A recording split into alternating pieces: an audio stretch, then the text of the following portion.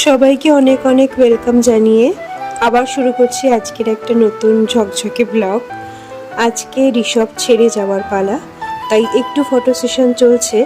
ঋষভ ছেড়ে আমরা এবার রওনা দেব দালাবচাঁদের পথে।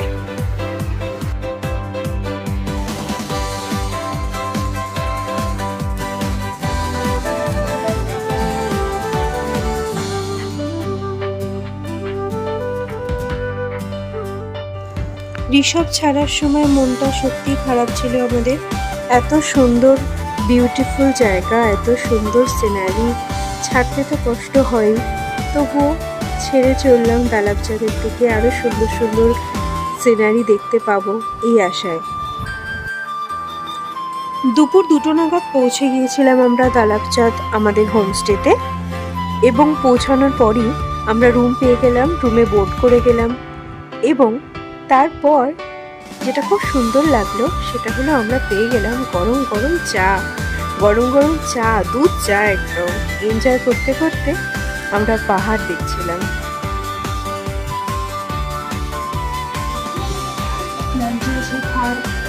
ডাল, আলু ভাজা,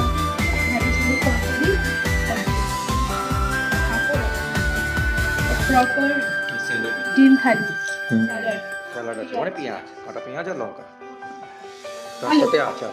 খাবারের সাথে হোমস্টে খাওয়া দাওয়ার পরে হোমস্টের ছাদে এসে এখন আমাদের পাহাড় দর্শন চলছে। কি সুন্দর ভিউ! পাহাড়ের মাঝে মেঘ আইসক্রিমের মতো জমাট বেঁধে আছে।